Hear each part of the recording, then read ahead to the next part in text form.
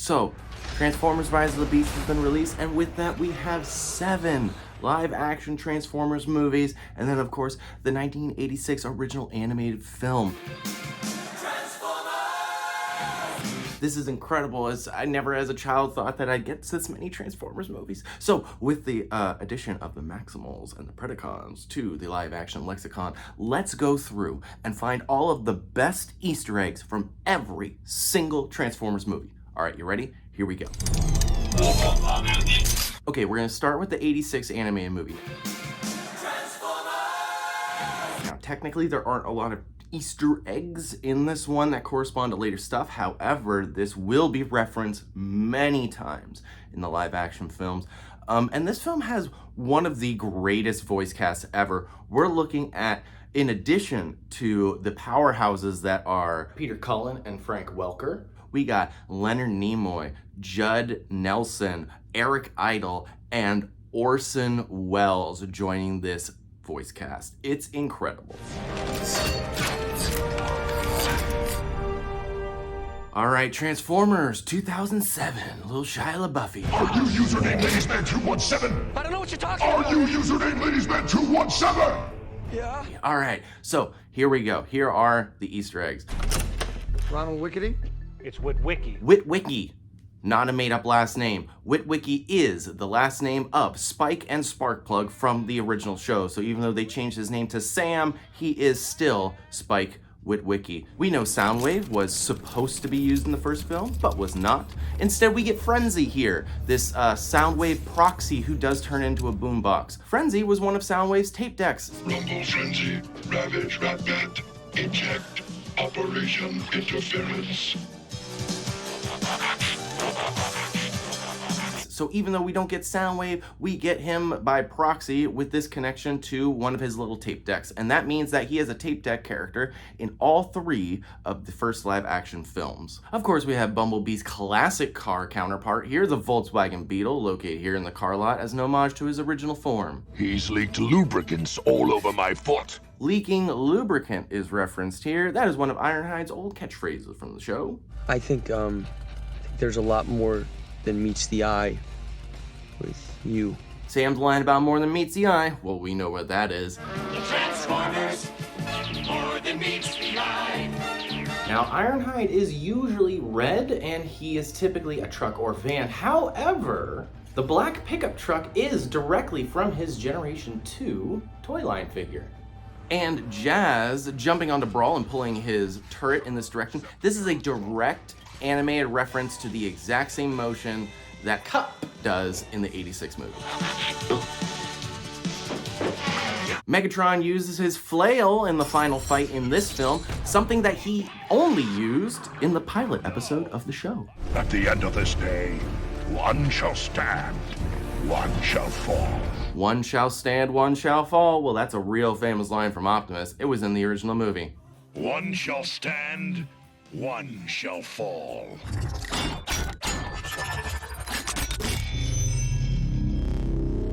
All right, Revenge of the Fallen, here we go. That's your car in our bushes? No, there's a friend of mine. He just went to get you a tighter shirt.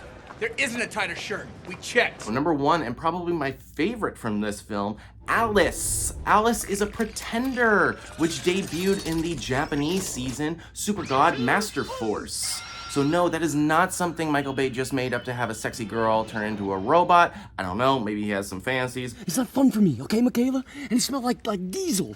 Like a diesel-y tinge to it. But it is in the cartoon.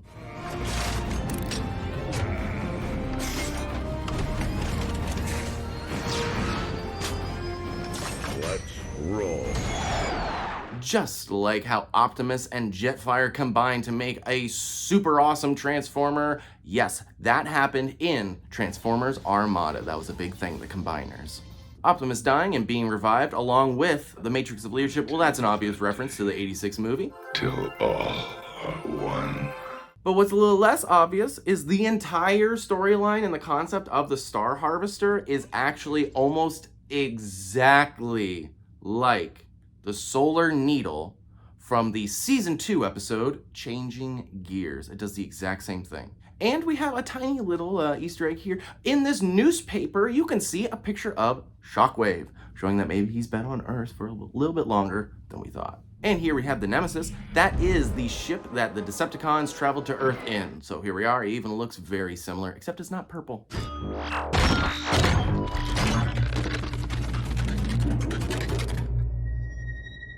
Alright, Dark of the Moon probably has the most amount of Easter eggs because the writer Aaron Kruger is a gigantic Transformers fan. So here we go. I'm not feeling too good. No? No. Why don't you get a little dipping tray and dip the dog into Pepto? That's a solution. We are finally introduced to Carly. It's just a good luck charm. Help you think positive. Carly is Spike's girlfriend in the show, and now we finally get a proper adaptation of her in the film series. The Driller.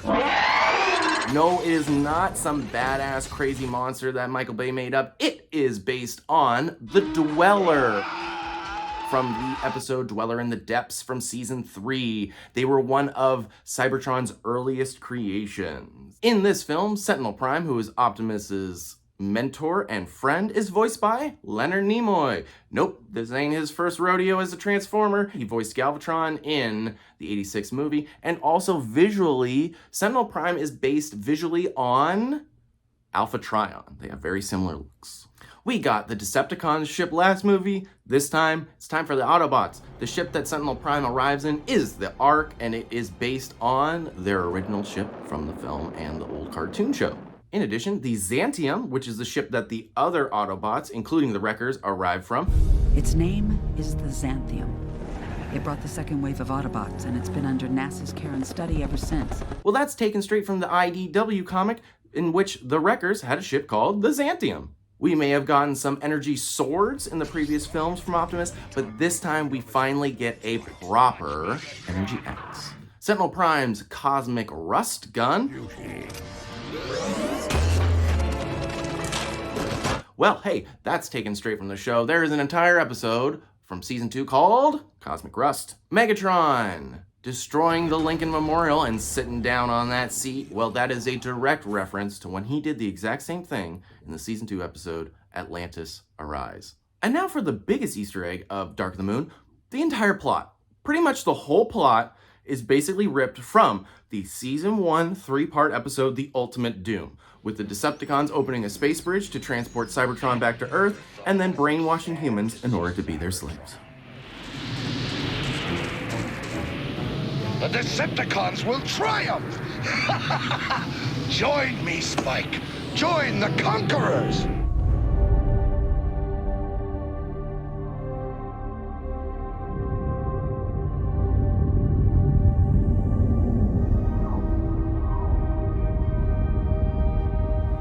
All right, here we go, Transformers 4 Age of Extinction. What Easter eggs do we got for this one? My face is my war.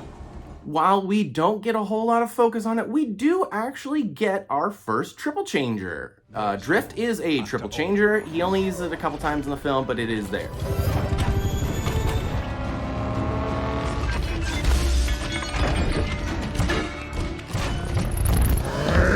Galvatron! Obviously, Megatron being resurrected as Galvatron is a reference to the '86 movie. Behold, Galvatron. Unfortunately, Unicron is not a part of it this time. The hole in Galvatron's chest is a black hole engine. That is the same thing that Devastator had in his mouth in Revenge of the Fallen. The material that Transformers are made of, the Transformium. Transformium. That's what we're calling it. Focus grouped, catchy, trademarked. It had a different name, but it was in there. Season 2 episode. The Cybertonium is ready for shipment, Megatron. Cybertonium is the name in the show. The metal Transformers are made of is called Cybertonium. Here we also get the first hint at our creators. In the show, they were called the Quintessons, or the Quintessons. Some of them were fully robotic, others were a mix of organic and robotic. Here in the opening, we do see an organic hand with some robotic implants, meaning they are still in the process of transferring their bodies into mechanical. Right here, this is the first time in a Michael Bay Transformers film that Optimus gets his flat-nosed truck, so that's nice. Also, Skrillex did a bunch of Transformers sound effects for this film.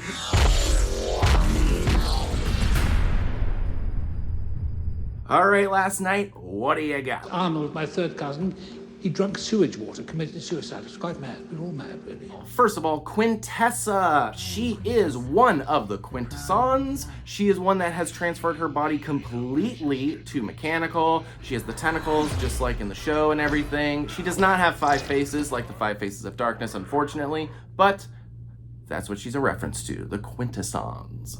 Unicron being a part of Planet Earth. Well, that's straight out of Season 1 of Transformers Prime. Optimus being turned evil and calling himself Nemesis Prime. Nemesis Prime. Well, that's pretty similar to all the different times that someone tried to make an evil Optimus, like in Armada or Transformers Prime.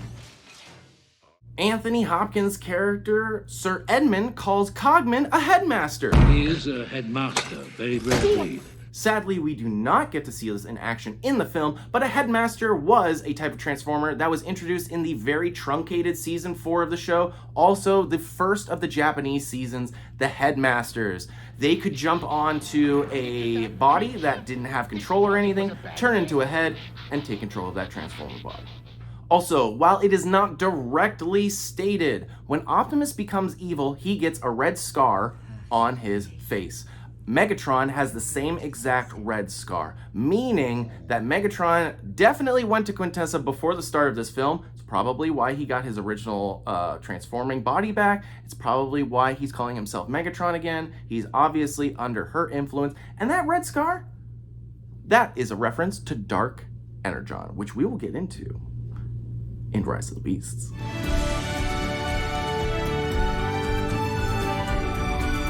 But before we do that, we have Bumblebee in the meantime. So Bumblebee, what have we got? They literally call themselves Decepticons. That doesn't set off any red flags? Well, we got the touch. You got the power.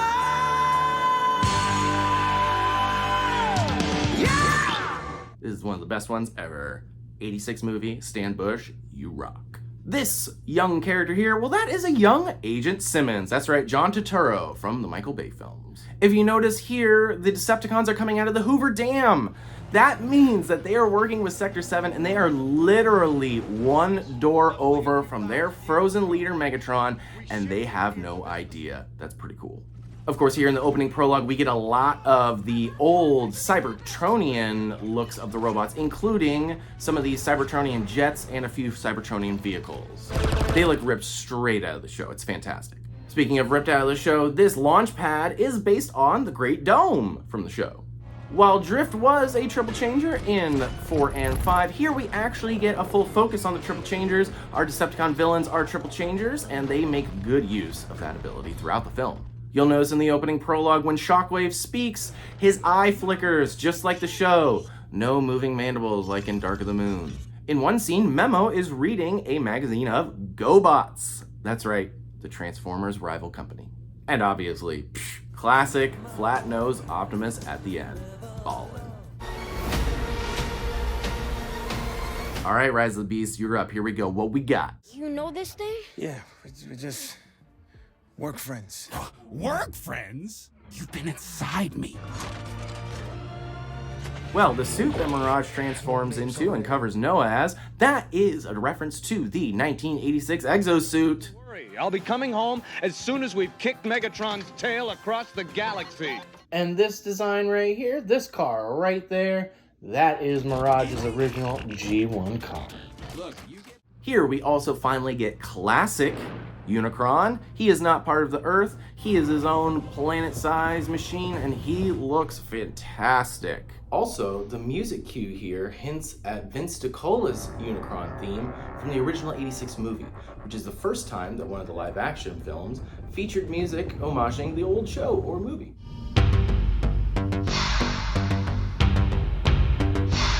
Along those lines with Unicron, the spheres that the Freezers come out of in the finale of this film, those are directly the Dead End drones. The Dead End drones from Armada. Go, Noah. Save yourself. Till what? I think this one is pretty self-explanatory. Till all are one.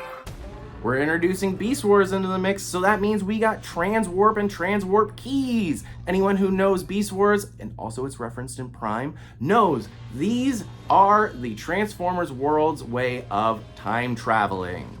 Yes, the Maximals are from our very distant future, and they traveled into the past to escape Unicron. Dark energy that controls Scourge is referenced. This is more Dark Energon. It is the lifeblood of Unicron, and it also brings Transformers back from the dead so that he can use them as his zombie soldiers. That idea, and the idea of making the Terrorcons essentially Transformers zombies, was started in Transformers Prime, and now is being utilized here very well. I thought you said he had no spark! Dark Energon. It reanimates the dead. All right, that's most of the big Transformers Easter eggs from all of the live-action movies. Like and subscribe to Holy Goof for more movies like this. Let me know in the comments, did I miss one that you love? Or did I miss one that's like really obscure or something like that? I tried not to do all of the like super obvious ones of like, this guy is based on this Transformer, unless there was something like specific about the design. But let me know if I missed anything. Love you guys. Shout out to the rest of the Holy Goof guys. Have a great one.